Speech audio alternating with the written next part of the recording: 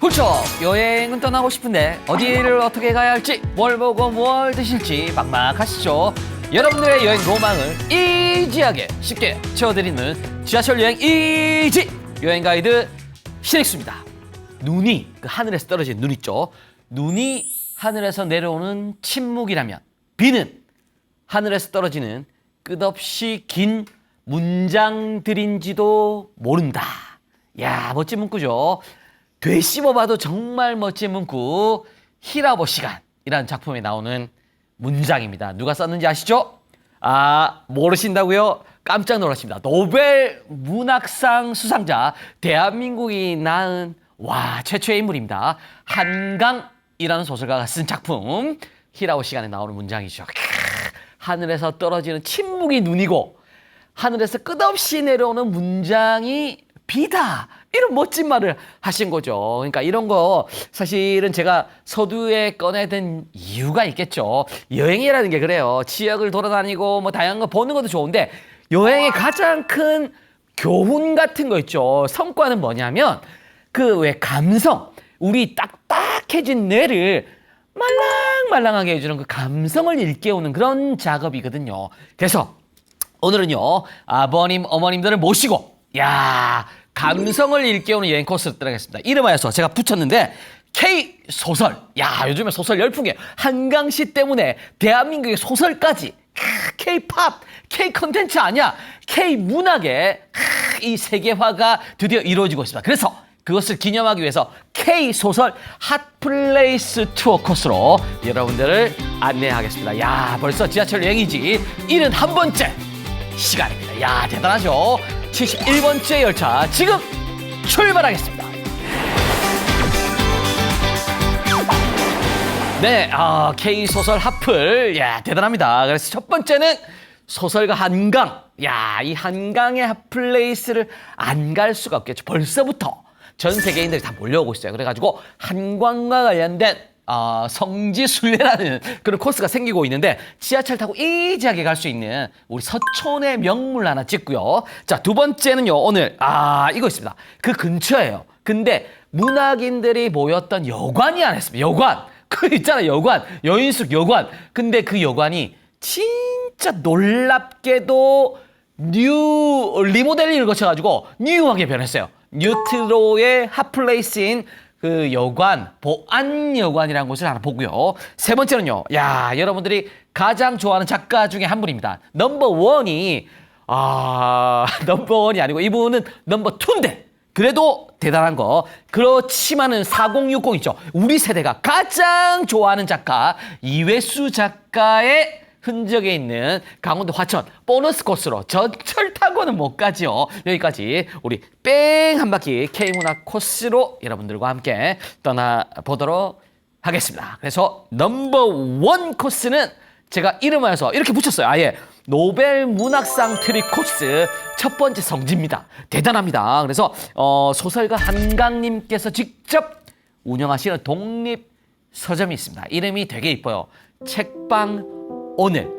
근데 이게 아쉬운 게 하나 있습니다. 너무 노벨상, 문학상을 수상하시고 바빠지시다 보니까 원래는 이 소설 독립서점을 아드님하고 함께 운영을 했는데 지금은요, 너무 바쁘시니까 임시 휴업 중입니다. 그래서 바깥쪽에서만 들여다볼 수 있는데 그래도 지금 사람들이 몰려가고 있어요. 대단하죠. 그래서 이게 또 K문학의 힘이 아닌가 저는 새삼스럽게 또 한번 생각을 해봅니다. 그래서 지하철하고 이지하게 쉽게 어떻게 가느냐. 3호선 경복궁역 내리세요. 그리고 3번 출구 나오시면 됩니다. 3번 출구 나오시면 그 위쪽으로 맛집들이 쫙 이어지고 있죠. 그 건너편 쪽에는 굉장히 유명한 제가 너무너무 좋아하는 삼계탕, 토속적인 맛을 자랑할 것 같은 그 삼계탕 집이 있거든요. 견과류 많이 넣어줍니다. 그래서 이런 거 좋고요. 그 건너편 쪽이에요.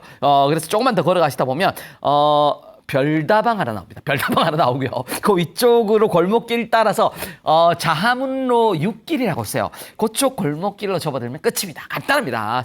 찾기도 쉽죠. 진짜 지척에 있는데 우리가 몰랐었어요. 근데 문학 팬들은요, 예전부터 알고 계셨어요. 원래는 강남 쪽에 있다가 6년 전입니다. 강남 쪽에 있다가 장사 안 됐어요. 그리고 월세가 비싸죠. 그래가지고 이쪽으로 이동을 시킨 거고요. 6년째 적자입니다. 적자에도 불구하고 지금은 대박 터졌겠네요. 근데 6년째 적자였는데 꿋꿋이 아드님하고 운영해온 독립서점인데 이 되게 재밌어요. 그래서 요 컨셉이 어떤 건지를 보면 아버님 어머님들이 무슨 문학 이야기야 여행이야 이러는데 깜짝 놀라십니다.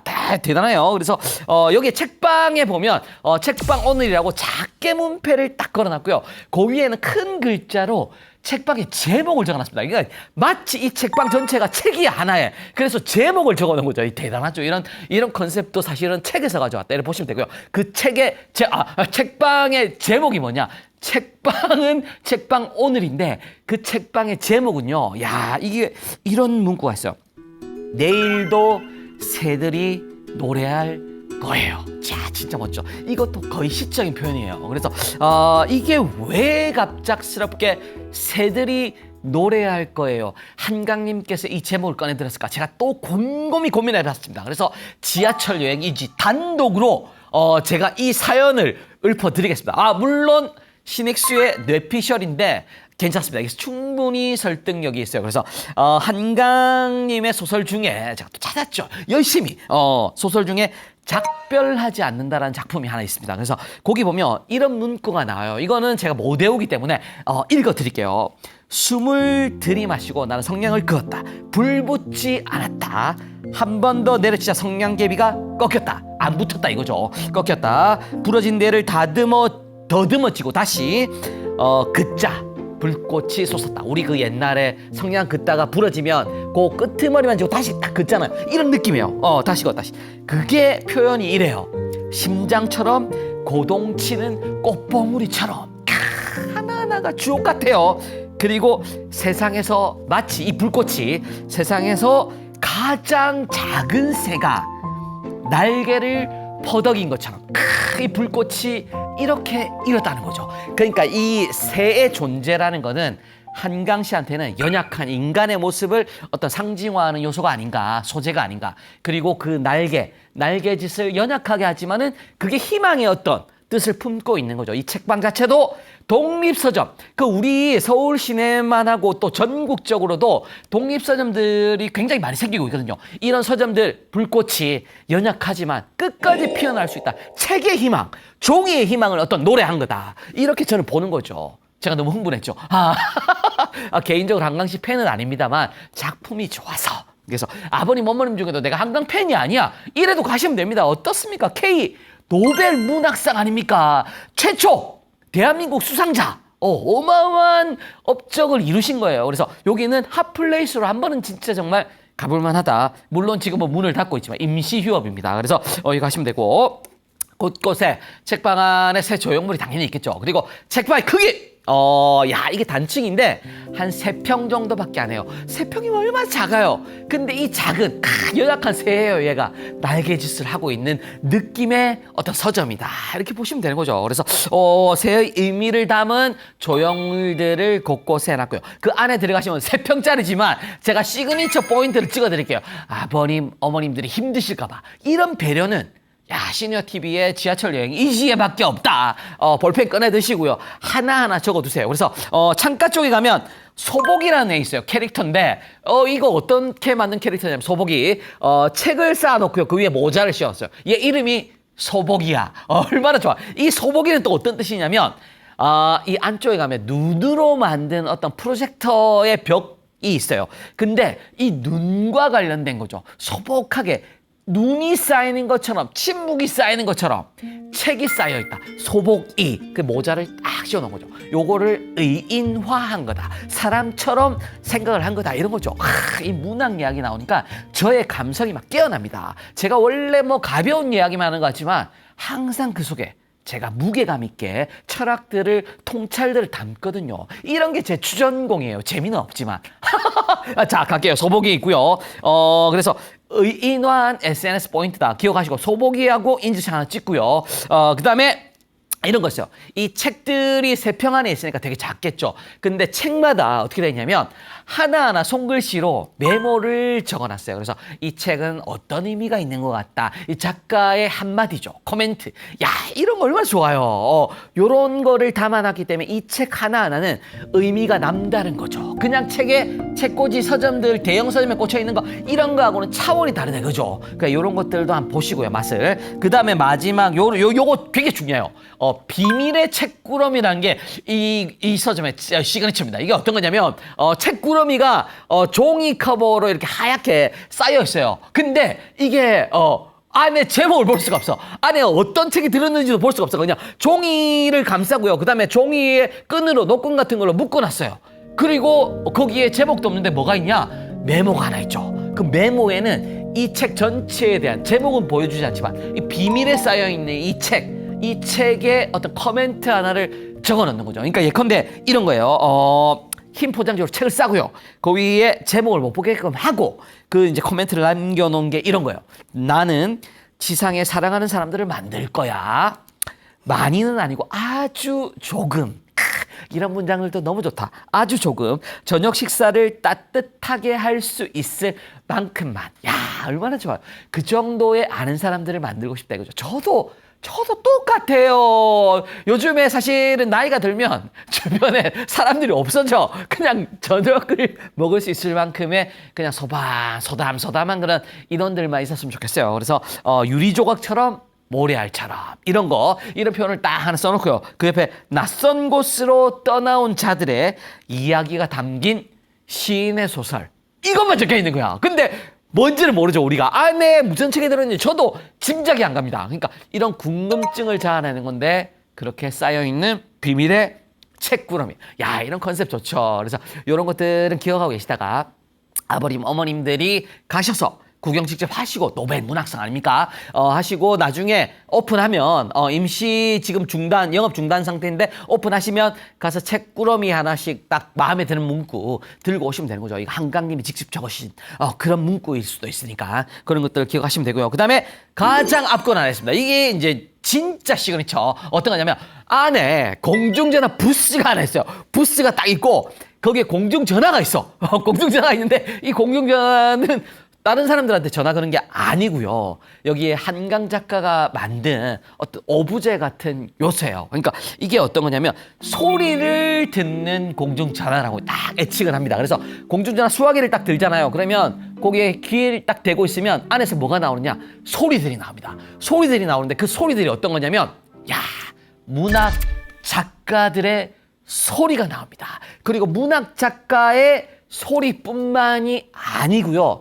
그 한강 작가가 좋아하는 자연의 소리들 있죠.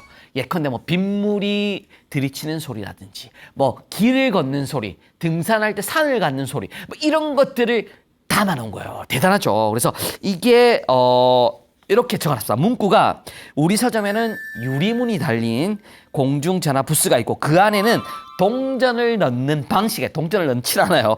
하늘색 공중전화기가 있습니다. 이렇게 적어놨고요. 이게 또 의미가 있죠.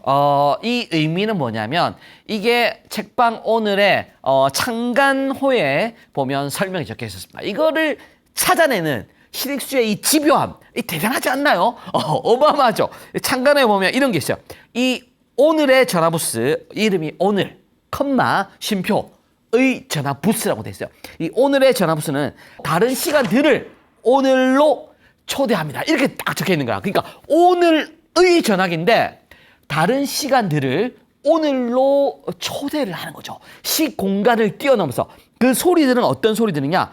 이게 놀랍습니다. 어떤 거냐면 세계적인 작가들의 소리인 거죠. 직접 육성이 담겨 있는 소리들이에요. 그래서 이 이유는 뭐냐면 다른 시간들을 오늘로 초대하는 이유. 이게 우리가 책을 읽을 때 있죠. 책을 읽을 때 언제나 일어나고 있는 현상이랍니다. 한강 작가의 말에 의하면. 그러니까 이런 거죠. 다른 시간들이 우리가 소설을 읽음으로써 그 시간들이 오늘 지금 현장 책을 읽는 이 순간대로 초대가 되는 거잖아요. 그러니까 그런 느낌을 살려가지고 이 공중전화 부스를 만들었고요. 자, 제가 읽어드릴게요.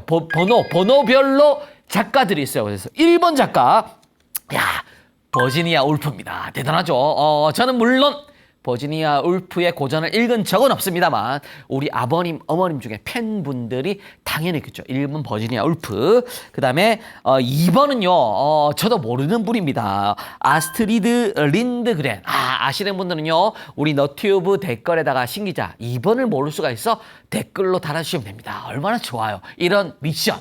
이런 거 좋죠. 3번은 비스와바 심보르스카. 굉장히 이름도 어려우신 분. 네, 유럽 쪽 같아요. 그리고 4번은 제임스 조이스. 이분은 유명하시죠. 그 다음에 5번. 5번은 의미심장합니다. 5번은 소리가 없습니다. 야, 이런 침묵의 느낌 주는 거죠. 아까 우리 눈이 하늘에서 내려오는 침묵이라고 말씀하셨잖아요. 이런 침묵도 있다는 거. 그 다음에 6번은 박완서 작가. 7번도 너무 좋습니다. 7번은 뭐냐면 연필 소리, 연필 소리. 야, 연필 소리. 싹싹 쓰는 소리 있잖아요. 이게 또 가을에 억색할 때 만지는 소리하고 비슷하잖아. 그래서 이 싹싹 연필 소리를 담아놨어. 7번. 8번은 타이프라이터입니다. 옛날 그 타자 치는 소리 있잖아. 이런 걸 8번에 담아놓을 거야. 9번은 바람과 파도 소리. 그러니까 이 소리만 들어도 절로 힐링이 되는 거. 이게 여행의 소리 아닙니까? 바람과 파도의 소리 이꼴 여행의 소리다. 이렇게 기억하시면 되죠. 한강 작가도 여행을 좋아한다. 그죠? 바람과 파도의 소리 9번. 딱 기억하시고요. 이거는 신 기자가 이야기했는데 여행의 소리라고 그랬어. 9번. 자, 그 다음에 0번. 0번은요, 산행의 소리, 산행. 산을 가는 거야. 근데 그 산행의 소리가 어떤 거냐면 발소리입니다. 대단하죠? 등산 좋아하시나 봐요. 저는 잘 모르겠는데 산행의 소리, 발소리를 담아놨습니다. 그리고 이거 있어요. 샵 버튼. 샵 버튼은 본인이 가장 샵을 뭔가 신경 써서 만들었다는 그런 의미 아니겠습니까? 박경리 작가. 대작 아닙니까? 대하소설 토지를 쓰신 분. 물론 읽어보진 못했습니다. 워낙 시리즈물이 길거든요. 저는 장편 싫어합니다. 그래서 굉장히 긴데 박경리 작가의 소리와 함께 작품 문구들을 읽어주는 육성을 들을 수 있는 거죠. 대단하죠, 이런 거. 한 가지 안타까운 점은요. 별표 정도의 신익수가 쓴 굉장히 유명한 작가입니다. 신익수가 쓴 1초 여행 꿀팁 같은 책들이 있거든요. 주옥 같은 어떤 여행 꿀팁을 담은 책들. 이런 게 빠진 게 안타깝습니다. 제가 나중에 한강 작가한테 긴 메일을 하나 쓸게요. 물론 우리는 모르는 사이입니다. 자, 써서 열심히 또 푸시하겠습니다. 자, 이런 거 기억하시고요. 이런 거 기억하시면 돼요. 자, 옆쪽으로 가면은 공중전화 부스 말고 빨리 나와야지 우리가. 자, 시그니처 또 하나 더 있습니다. 벽면이 있어요. 벽면인데 벽면에 왜 프로젝트 쏘잖아요. 빔 프로젝트 쏴가지고 영상 비추는 거. 거기다 뭘 담아놨냐면 눈송이. 하늘에서 눈 떨어지는 걸 계속 쏴줘. 이런 거 있죠. 그러니까 이곳의 이름을 눈송이 스튜디오라 불러요. 그래서 눈을 좋아합니다. 한강 작가가 새 좋아하고요. 눈 좋아하죠. 눈은 침묵이다 이거지. 침묵인데 뭡니까? 눈은 침묵하면서 내려오는데 다 보여줘. 하양, 맑음, 순수를 다 보여줘. 마치 그 한강 작가의 소설처럼.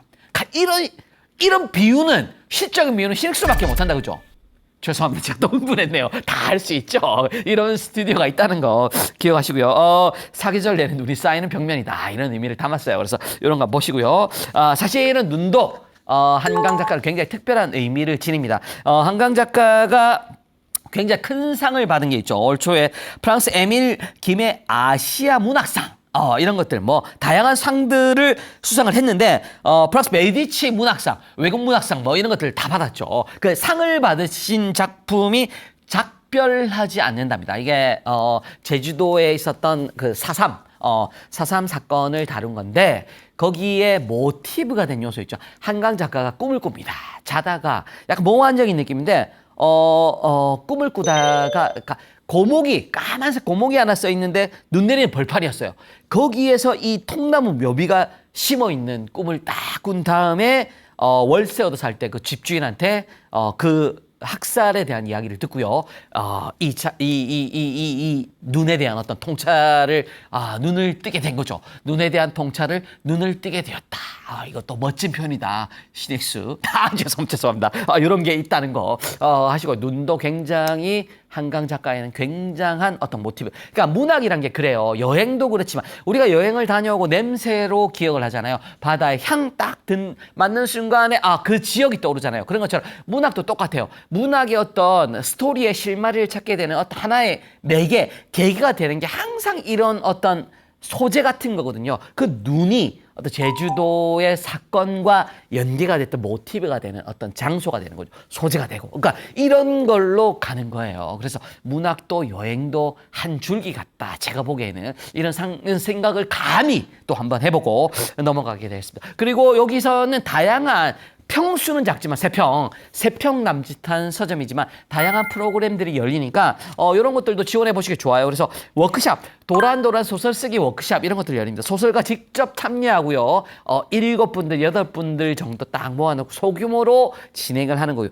그 아버님, 어머님들 중에 글빨이 좋다. 글 필력이 좋다. 필력이 좋으신 분들 굉장히 많으시거든요. 그래서 내가 소설, 제2의 인생을 소설로 쓰고 싶어. 뭐 이런 분들, 시를 쓰고 싶어. 이런 분들은 가시면 되고요. 그 다음에 소설 읽기 독서클럽 이런 것들도 주기적으로 운영을 합니다. 그 다음에 시 쓰기. 이거 좋죠. 시를 쓴다 이거죠. 제가 예전에 대학교 때 시를 쓴다.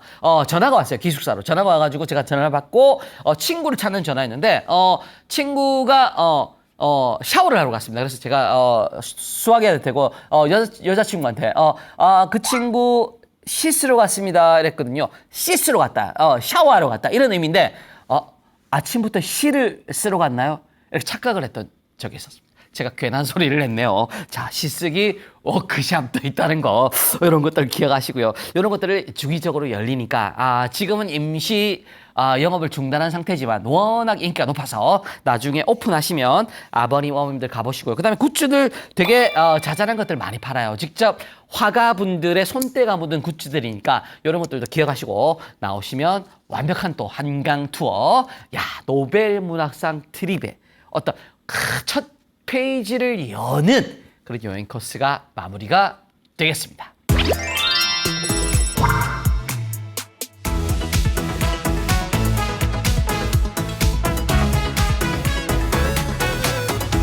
자, 두 번째는요. 문학 투어 보안여관이라는 곳을 가겠습니다.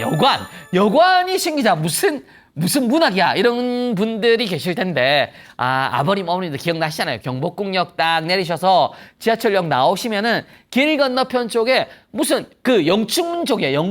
영추문 쪽 건너편 쪽으로 싹 보면 여관이 하나 있어요. 진짜 간판도 달려있어. 보안여관이라고. 근데 거기가 놀라지 마십시오. 이게 문학가들, 대한민국 근현대사를 거쳐 문학가들의 손때가 묻어 있었고요. 다양한 작품의 소재로도 등장했던 그 여관이고요. 이게 지금은요, 리뉴얼해서 또 갤러리, 그 다음에 놀라지 마십시오. 여기가 책방이 있는데 책방을 품고 누르고 그 위에서 스테이를 할 수 있는 북스테이 명소로 탈바꿈을 했습니다. 진짜 좋죠.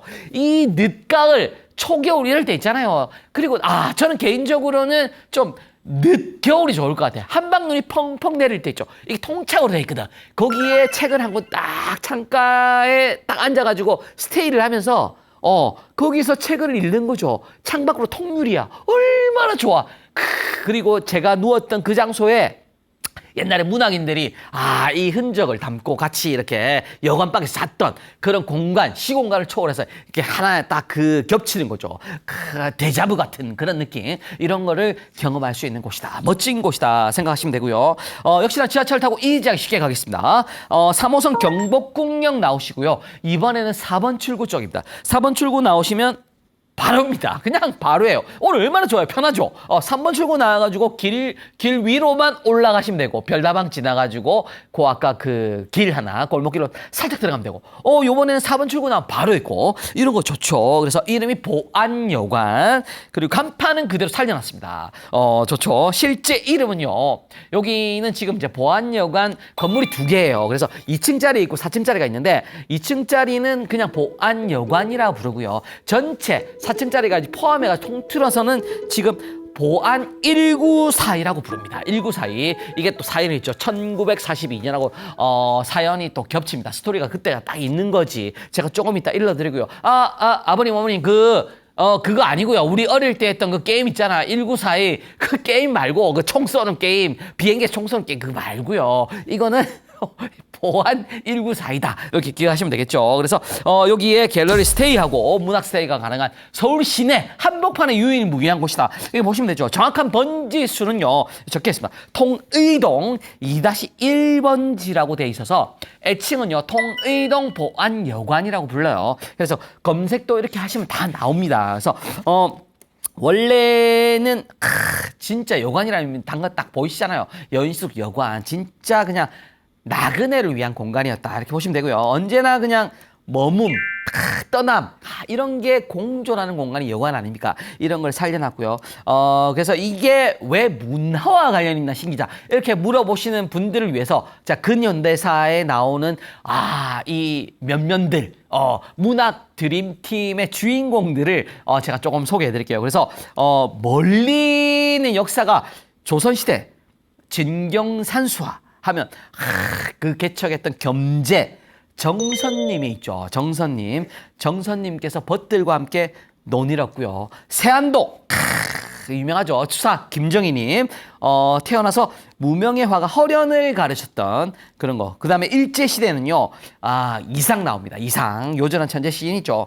오감도에서 묘사합니다. 그 첫 번째 아해가, 두 번째 아해가, 세 번째 아해가, 13명의 아해가 나오는 그 작품 있잖아요. 오감도. 오감도에 보면은 막다른 골목이 나옵니다. 막다른 골목. 그게 바로 이 통이동, 이 골목 쪽, 여관 쪽 골목 쪽이다. 이 통이동의 역사는 그래서 이 여관과 함께 컸다. 문학이 퍼져 있는 공간이라고 생각하시면 돼요. 그래서 엄청나다는 거. 그리고 여기가 이 여관은요. 그러면 도대체 집중적으로 직접적으로 관련이 있는 문학은 어떤 문학사의 스토리는 어떤 게 있냐? 1930년대 한국 문학사에 한 획을 그었던 문학 동인지가 있습니다. 시인 불학이라는 동인지 나오시죠. 서정주 시인. 서정주 시인이 통이동 보안여관에 묵으시면서 김동리 어마어마하죠. 오장환 김달진 시인과 함께 만든 문학 동아리 동인지 작품 시 문학집이 바로 시인 불학이라는 작품입니다. 그러니까 이게 정말로 시인 불학과도 연결되는 굉장히 중요한 우리 문학사에 중요한 핫플레이스였구나. 이렇게 기억을 해주시면 되겠죠. 위치도 굉장히 절묘합니다. 그래서 위치는 어디 있느냐? 경복궁 청와대 옆쪽으로 다 있죠. 그 다음에 뭐 북한산, 인왕산, 그 다음에 통인시장, 금천시장까지 해가지고 쭉 있는 그 한복판에 진짜 정말 대한민국 근현대사의 중심에 있는 곳이다. 그래서 지금은 어떤 분이 인수를 해가지고 리뉴얼을 해놨고요. 그래서 이제 이런 거죠. 일반 나그네가 지나는 곳을 문학을 좋아하시는 나그네 같은 분들이 와서 구경을 해라. 이래가지고 스테이를 해라. 이래가지고 지금은 보안 1942로 바꿔서 운영을 하십니다. 원래는 여관의 역사 2004년까지는 영업을 했고요. 근데 이후에 장사가 안 돼서 폐업을 합니다. 그리고 문화 공간으로 탈바꿈을 시킨 거죠. 그래서 일단은 안쪽은 어떠냐 그러면 2층 쪽은 옛날 모습 그대로 있고요. 4층 쪽은 진짜 좀 신식이다 보시면 돼요. 그래서 2층 쪽으로 가시는 게 약간 옛스러움을 더 느낄 수 있는 공간인데 4층짜리는 지하가 2층이 있어요. 위층으로 4층이고요. 그 다음에 2층짜리는 그냥 2층밖에 없겠죠. 그래서 이 2층짜리하고 그 지하 2층까지 있는 공간 있죠. 바로 옆에 그 공간들은 전체가 다 갤러리입니다. 갤러리. 근데 요 2층 쪽이 특이해요. 2층 쪽은 옛날 건물을 틀을 그대로 쓰고 있어요. 그래서 안쪽으로 딱 들어가잖아요. 그러면 옛날에 썼던 여관방 문들 이런 것들이 다 있어. 그리고 가장 앞거는 뭐냐면 위쪽을 딱 쳐다보잖아요. 천장. 우리는 뭐 지금 조명밖에 없지만 거기는 여기에 목재 있죠. 옛날 여관이 나무였어. 위에 천장에. 그 나무가 그대로 살아남아 있어요. 그 틀들, 그 세월의 흔적들을 그대로 삐걱삐걱 느낌을 가지면서 현대적인 어떤 갤러리의 느낌을 같이 보는 뉴트로한 느낌 있죠. 레트로의 뉴가 합쳐진 뉴트로. 제가 뉴트로를 늘 강조하잖아요. 어떤 뉴트로한 명소가 될 수 있다. 이렇게 보시면 되고요. 그 다음에 이게 있어요. 조명이 약간 어둡습니다. 조명이 자연적인 빛을 많이 활용을 하는데 이게 어떤 의미를 담고 있냐면 이것도 의미가 있어요. 그러니까 이런 거죠. 어둠에 공간에 먼저 익숙해져야지 작품을 접했을 때 제대로 그 의미를 넘겨받을 수 있다. 이런 느낌으로 조명을 일부러 어둠에 공간에 익숙해지게끔 만들어 놓은 어떤 의도적인 장치다. 이렇게 보시면 되는 거죠. 이런 표현도 정말 좋다. 신익수. 죄송합니다. 제가 자꾸 흥분하네요. 그래서 옆쪽 건물로 이제 넘어가야죠. 그래서 요 옛날 2층짜리 딱 한번 보시고요. 그다음 옆쪽으로 넘어오시면 지하 1층, 2층은 역시나 또 작품 공간으로 갤러리 공간으로 쓰고 있습니다. 그리고 앞권은 역시나 스테이가 가능한 위쪽 4층짜리의 위층 공간이에요. 그래서 3, 4층을 스테이 공간으로 쓰고요. 2층은 북카페 같은 느낌 책을 쫙 전시하고 있고 1층은 차를 마실 수 있는 카페가 빠질 수 없죠. 그러니까 길 가다가 카페야. 이 카페 느낌이 정말로 딱 있고요. 통유리로 돼 있습니다. 그다음에 2층은 책들을 다 전시해놓고 있죠. 책방이죠. 그 다음에 위쪽은 북스테이 장소다. 이렇게 보시면 되는 거죠. 그래서 숙박 가능한 방 스테이 총 4개씩입니다. 4개씩. 그리고 숙박 비용은요. 그냥 저렴한 편은 아니고 깔끔한 게스트하우스 수준이다 보시면 되고요. 그 다음에 요거 있죠. 이제 그 특색이 뭐냐면 3층에는 방이 3개 있어요. 3개 있는데 공용 거실, 공용 화장실을 씁니다. 근데 이게 공용 거실, 공용 화장실 쓴다고 옛날 여관, 옆에 여관도 있고 하니까 그런 게 아니고요. 진짜 정말 마루 같은 공간에 진짜 리뉴얼 다 해놨어요. 근데 거기다가 작품들, 그림들을 하나씩 다 전시를 했죠. 길 가다 보면 그림이 하나 보이고, 그 다음 화장실도 깔끔하게 잘 돼 있으니까 걱정하지 마시고 31번 방, 32번 방, 33번 방 이렇게 해서 요거는 그냥 손님들 오시면 공용 화장실도 쓰고 공용 마루를 쓰는구나. 굉장히 느낌 다르다 이런 거. 그다음 공용 거실의 앞거는 뭐냐면 그림도 있지만 책꽂이들이 도서관처럼 놓여 있어요. 그래서 책들을 항상 들고 가서 뽑아서 볼 수가 있어. 그러니까 얼마나 좋아요. 그러니까 전체적으로는 진짜 정말 문화, 책과 관련된 어떤 스테이 느낌을 살려놨다. 이렇게 보시면 되는 거죠. 그 다음에 침대도 다양합니다. 그래서 뭐 슈퍼 싱글도 있고요. 더블도 있고 트윈도 있고 이래요. 그래서 가장 좋은 거는 뭐냐면 제가 아까 말씀드렸다시피 바깥쪽 통유리 그 모서리 방들은요. 통창이 기역자로 그냥 다 돼 있어. 그래서 바깥쪽을 다 볼 수가 있는데 조망이요. 여기는 앞권인 게 가장 좋은 게 조망입니다. 경복궁 외벽을 보면서 스테이를 할 수 있는 유일무이한 스테이 장소다 이거죠. 그래서 여기에 경복궁 문을 보는데 어떤 문을 보느냐? 벽도 있지만 영추문, 제가 잠깐 설명드렸는데 영추문을 볼 수가 있어. 영추문은 연추문이라고도 하고요. 영추문이라 부르는데 우리 일반적으로는 영추문이라는 걸 많이 쓰죠. 가운데 추자 보시면 알지만 여기가 경복궁의 서쪽 지역입니다. 그래서 반대쪽에는 동쪽에 당연히 봄이 있겠죠. 춘, 추 이렇게 딱 돼 있는 거예요. 춘하추동을 원래 동서남북으로 이렇게 딱 돌리잖아요. 그래서 동쪽에는 추문이 있고요. 그 다음에 여기 동쪽에는 춘문이 있고요. 봄문. 그 다음에 서쪽 지역이죠. 이쪽 영추문 쪽. 여기는 가을에 보기에 정말 좋은 문이 하나 있다. 여기로 근데 경복궁 구경하시다 나오시면요. 도로 입장 안 됩니다. 돈 다시 내고 들어가야 돼요. 그래서 요거 주의하시고요. 이런 것들. 멀리는 북악산도 보이고요. 인왕산 뷰까지 같이 볼 수 있는 놀라운 뷰다 보시면 되는 거죠. 그래서 이런 것들. 그다음에 공용 화장실에는 다양한 샴푸, 바디워시 이런 것들 다 기본적으로 다 깔려 있으니까 걱정하지 마시고 4층은 원래 방이 있었는데 2개가 있었는데 하나가 테라스 방이었는데 요게 약간 특이하게 바뀌었어요. 그래가지고 요게 차실로 바뀌었습니다. 예약제 차실인데 제가 조금 이따가 설명을 드릴게요. 그래서 예약해야지 들어갈 수 있는 차실로 바뀌고 이름이 몽제라는 곳으로 바뀌어서 여기는 못 들어가고요. 한 곳은 남아 있습니다. 그래서 한 곳은 41번 방 여기 있는 개인 화장실을 이용할 수 있는 유일한 방이죠. 그래서 41번 방. 우리 아버님, 어머님들 지하철 여행이지 애청자 여러분들만 알자. 그래가지고 41번 방을 예약하세요. 개인 화장실을 이용할 수 있어. 유일해. 우리끼리만 이용하자 이거죠. 41번 방입니다. 기억하시고요.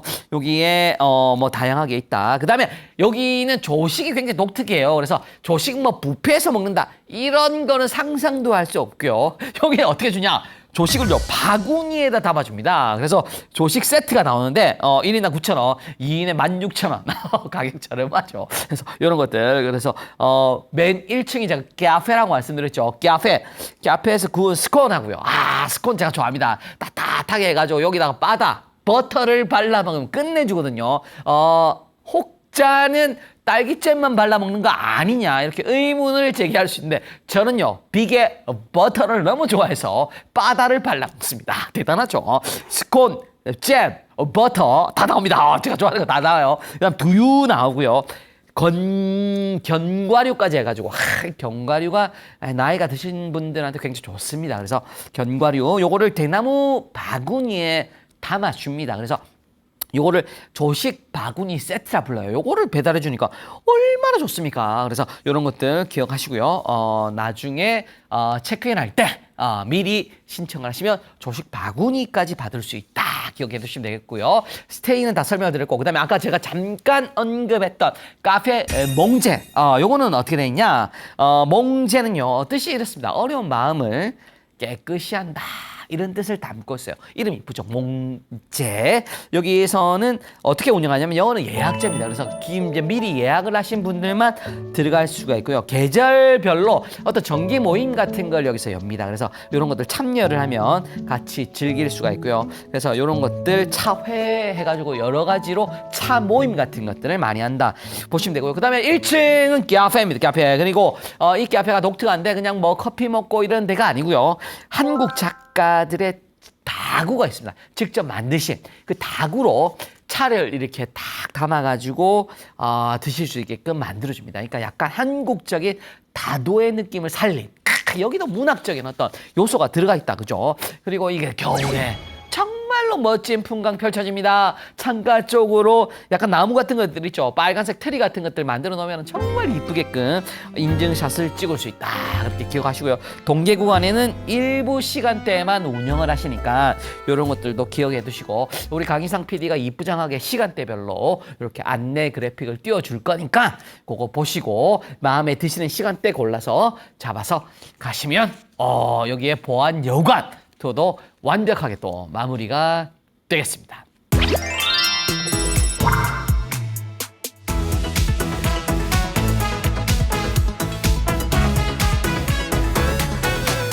네, 그리고 넘버 3 코스입니다. 오늘은 좀 멀리 가려고요. 제가 보너스 코스에 이걸 넣었어요. 이 작가를 빼놓을 수 없습니다. 가장 최근에 2024년도 하반기에 한국갤럽에서 설문조사를 했습니다. 한국인들이 가장 좋아하는 작가 1위! 물론 1위에는요 노벨 문학상 선정 전이었습니다. 그래서 1위로 선정된 작가가 우리 아까 한강 씨. 우리 한강 오늘 책방 오늘의 샵 버튼으로 계셨던 박경리 작가. 박경리 작가가 1위에 올랐고요.